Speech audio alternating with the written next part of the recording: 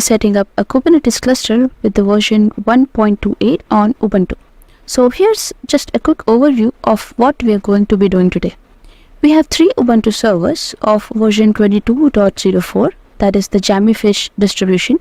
We're going to be setting up a Kubernetes cluster on these 3 servers. One is going to be our Kubernetes control plane node, and the other 2 will be the Kubernetes workers. So our first step will be to install the necessary packages we'll need for Containerd and all of the Kubernetes packages on those 3 servers. Then we will initialize the Kubernetes cluster on the control plane node. Post that, we will be able to install the Calico networking add-on for setting up the Kubernetes networking. And finally, we will join our worker nodes to the cluster. So that's just a quick overview of what we'll be doing in this video. Let's get started. I have also written a blog on this topic and I will paste the link in the description below for you to follow along later. So let's start. The first step is to install our packages, and primarily that's going to be the packages for Containerd and Kubernetes. So let's start with Containerd, and we are going to need to install these packages on all 3 of our servers, our control plane node and both of our worker nodes.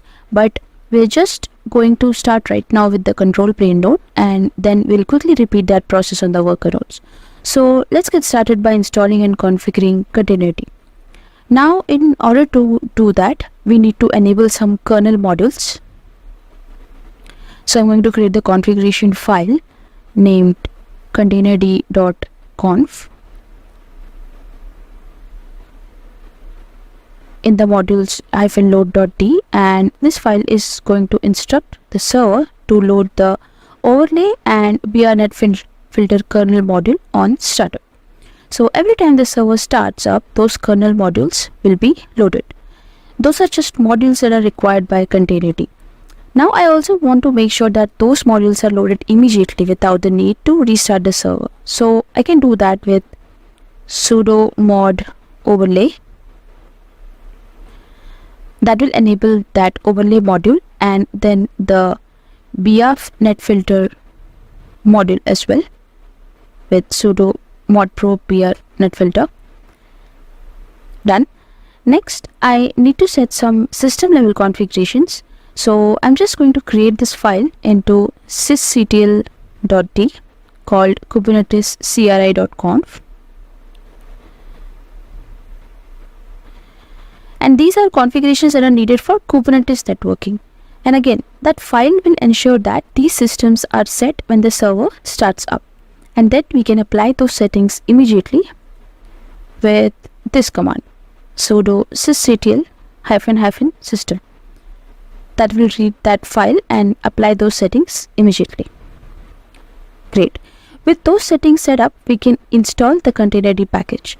Now I will do an apt-get update followed by an apt-get install Containerd.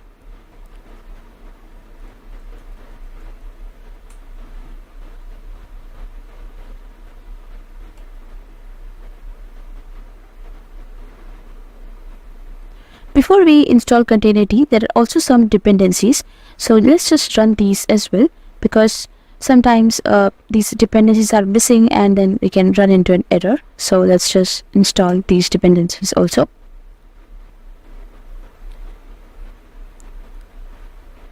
The next step is to enable the Docker repo. So let's just copy this command. And here we go. Let's paste it here. Press enter. And starting in the background. Done. Now let's just copy this install Containerd command, paste, hit enter. Now it's installing the Containerd package for me. Done. Now that my Containerd package is installed, I need to set up a Containerd configuration file. So I'm going to create this directory in etc containerd. that directory is going to contain my containerd configuration, and then I will use this command to generate the configuration. So containerd config default, and this I'm entering the file and done. So containerd config default, that's going to generate the contents of the file, and I'm just going to pipe that over it to save to my file, which is etc containerd config.toggle, and there is my default container configuration. And just to make sure that containerd is actually using that configuration file, I'll go ahead and just restart containerd with systemctl, and then I will do a systemctl status containerd to make sure that it's actually, yeah, it is in active running state, so it looks like everything is working as expected so far. Now we can go ahead and install the Kubernetes packages, but before that, let's just enable the containerd with this command so that it's also running up while we boot the system. Done. So now Kubernetes does require us to disable swap, so we'll just use this command to turn the swap off.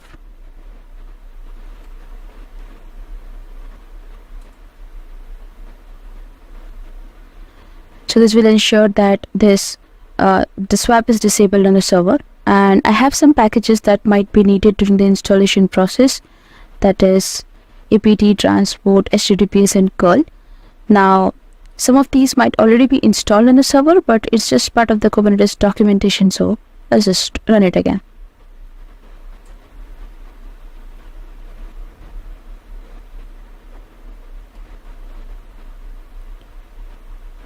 Done. So those packages installed, I am going to download the GPG key for the Kubernetes package repository so that we can locate those Kubernetes packages. So I will download that GPG key and then add it with sudo apt key add. Okay, the response is okay. And then I can set up my repository configuration. So I'm just going to create this file that there's in the Kubernetes repository.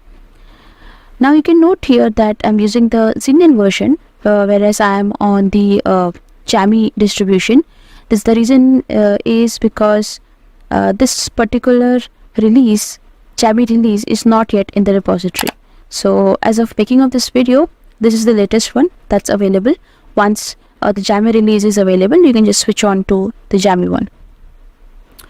Okay, so let me just copy this. Paste. My repository is added. So now that I have added my repository, I'm going to do a sudo apt get update just to update my local package listings with the new package from that repository that I just added, and that includes those Kubernetes packages as well. So once that is done, I can install Kubelet, Kubeadm, and kubectl. So I'm going to make sure that the version numbers for all three are the same. Any mismatch could result in errors later. So I'll just copy this command, paste it here, hit enter.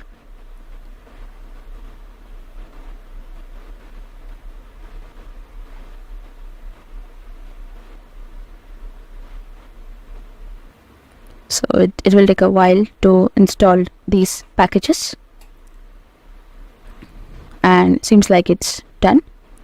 So now that those three packages are installed, I'm going to run apt mark hold on all three of those packages. That will just make sure that they are not automatically updated, because I want to have control over when and how I update Kubernetes. Great. So with that, we have successfully installed and configured containerd here on the control plane node, and we have installed the Kubernetes packages as well. So let's go over to the two worker nodes, and what I'm going to do now is I'm just going to repeat that entire process on both of these worker nodes. starting with enabling those kernel modules and going all the way through installing those Kubernetes packages and making them with sudo apt mark hold. But I'm not going to make you watch me repeat all these steps again that we just did. So I'm just going to quickly do that on my 2 worker nodes, and I'll skip to the point where I have completed that. Now I have completed that installation process for those packages on my both of the worker nodes. With that, we have successfully installed our packages on all 3 nodes, and we have completed our first object. Now we are ready to move on to objective 2, which is to initialize the cluster. I don't need to do this on my worker nodes. I only need to do it here on the control plane node. So I'm already logged into my control plane node, and I'm going to initialize it with the Kubeadm command. So now I need to run it as root, so I'll use sudo, and the command is Kubeadm init. I'll pass in a pod network CIDR. That's an IP address range that's going to be used for our virtual pod network and also our Calico network plugin that we're going to install later. It requires that value. So we're going to pass that in, and then our Kubernetes version. So we'll go ahead and run that command, and it might take a couple of minutes to complete. So I'll just skip to the end where it's finished running.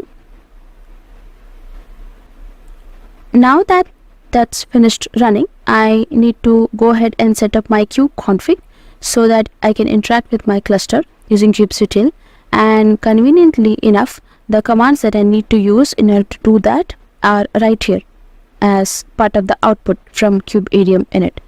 So I'm just going to copy these commands. I have also mentioned these commands here in the blog, so you can just copy from here as well if you're following along. I'll just run them right here on the control plane server. And after doing that, I should be able to use kubectl.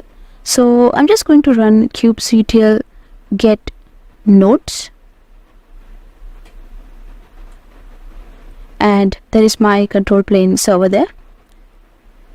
Now it is in the not ready status, and that's because we have not yet installed our networking plugin, which we are going to do next. But for now, we have initialized our cluster and we have completed the objective. Let's move ahead to install the network add-on. So I'm going to go ahead and do that with kubectl apply -f, and I'll just pass this manifest file from the project Calico website, and it's called calico.yaml. It's just a manifest file that contains all the configuration we need to install the networking plugin in our cluster. So I'll run that, and it's going to create a series of objects in the cluster, and that installs the networking plugin. Now I will do kubectl get nodes, and I can see the control plane server is still not ready, and that's because it might take a couple of minutes for that networking plugin to fully get up and running. But once it is fully up and running, we should see our control plane server in that ready status. And I'm just going to wait a couple of minutes for the control plane server to become ready. And after just a little time, I ran my kubectl nodes get nodes command again, and I can see my control plane server is now in the ready status. So with that, we have installed the Calico network add-on, and we have completed this step as well. Now we can move on to the final step, which is to join our worker nodes to the cluster. And in order to do that, we need a join command that contains some tokens, and I can obtain that here from the control plane server using this command, Kubeadm token create print join command, and that will give me the entire command including those tokens that I need. All I need to do is just copy this command and run that command on both of my worker nodes. So I'm just going to copy this, and I'll come over here to my worker nodes. and I need to do it. I need to run it as root, so I'm already root user. Make sure that you are root when you're doing this, and I'll just paste and hit this command, and I'll do the same here on the second worker node. So now I am going to come back here on the control plane node, and let's just make sure everything is working as expected. And so we'll do a kubectl get nodes, and sure enough I can see my 2 worker nodes are there in the list. Now they are in the not ready status, and that's just because it takes maybe a minute or 2 for them to get fully started up and running.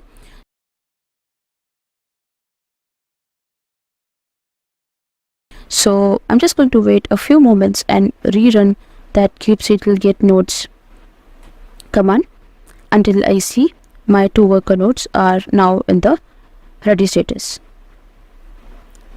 And with that, we have successfully joined our worker nodes to the cluster, and we have successfully built our Kubernetes cluster with a control plane and 2 worker nodes.